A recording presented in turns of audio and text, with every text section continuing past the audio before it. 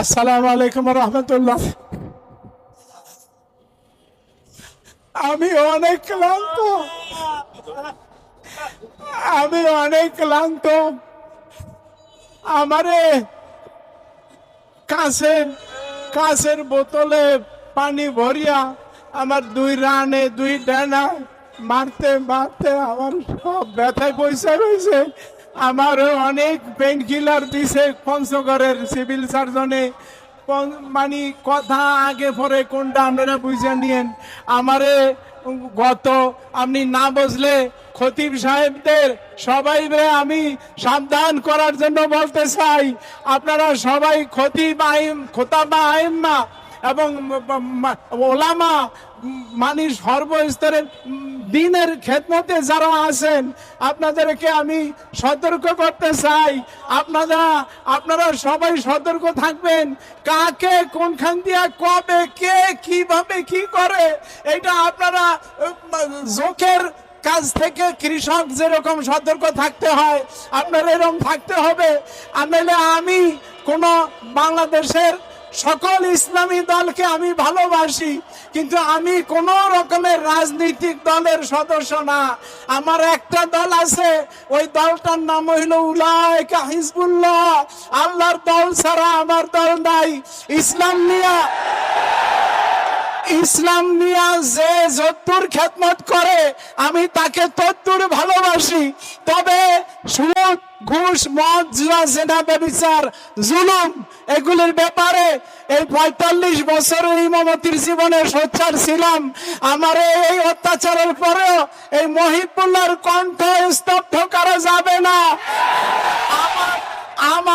আমার এই ৬০ বছরের জীবন গেছে, আর কয়দিন আর বাঁচবো।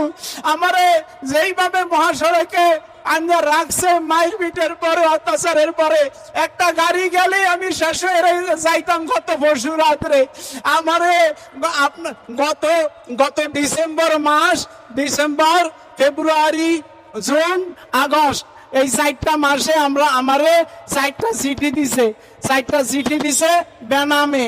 প্রথম চিঠিটা লাগছে আপনি করিয়া, এরপরে চিঠিটা লাগছে তুমি করিয়া, এরপরে 2টা চিঠি লাগছে তুই করিয়া লাগছে, যে অনেক লম্বা। তো আপনারা সংক্ষেপে যে কটা মনে আছে ওই কটা বলি। 1 নম্বরে লাগছে, আপনারা সবাই টার্গেটে আছেন। ইমাম সাহেবেরা খতিব আইম্মা ওলামা ঘুমাইয়েন না। আমি বুড়া মানুষ, আমাকে এইভাবে টার্গেট করছে। আমি আর কোন কাজে লাগি? বুড়া মানুষ কতদূর পারি, একটু দৌড়ে তো পারি না। আমি ব্রেন টিউমার অপারেশনের রোগী, কিডনি অপারেশনের রোগী, দুর্বল। আমাকে যেইভাবে টার্গেট করছে আপনারা কেউ মুক্ত না। আপনারা খেয়াল করেন, লাগছে যে 1 নম্বরের দাবি না, এটা আদেশ করছে তুই এবং আমার কমিটির সেক্রেটারি, ক্যাশিয়ার সহ সবাই লেখছে যে তোরা তোর খতিবেরে বলিয়া দে, এবং আমাকে লেখছে খতিব তুই। 1 নম্বরের আদেশ হইল অখণ্ড, আপনারা খুব কান খুলে শোনেন, মনে রাখতে চেষ্টা করবেন পয়েন্টগুলি। অখণ্ড ভারত মাতার পক্ষে কথা বলতে হবে। কারণ পূর্ববঙ্গে বাংলাদেশ স্বীকারই করে নাই, লাগছে পূর্ববঙ্গের ভারত ছাড়া আপন কেউ নাই। এই 1। 2 নম্বরে লেখছে ইসকনের চিন্ময় কৃষ্ণ মহাপ্রভুর জামিনের ব্যাপারে তুই মিম্বরে বসিয়া কৌশলে কথা বলবি। কৌশলে এক পক্ষে আমার কথা কইতে হইবে, আমার আদেশ করছে।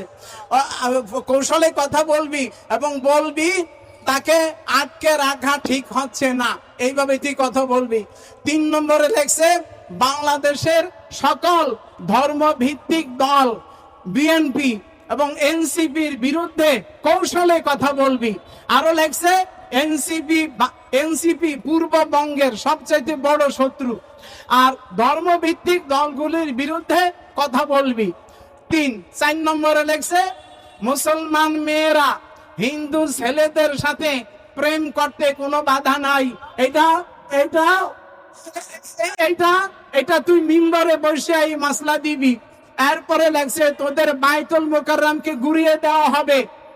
আমাদের কথা মতো যদি তোরা চলস এবং এই সেক্রেটারি ক্যাশিয়ারের আদেশ করছে তোদের ক্ষতি বেড়ে চাপ দিয়ে যদি এই কথা বলাস তাইলে তোদের প্রত্যেককে 1 কোটি রুপি করে দেওয়া হবে। টাকা লেখে নাই, রুপি লেখছে, 1 কোটি রুপি। আর প্রথমেই যে লেখছে টিএনটি কেন্দ্রীয় মসজিদের আধিকারিক। এটি কোন দেশের ভাষা আপনারাই বুঝিয়ে নিয়েন।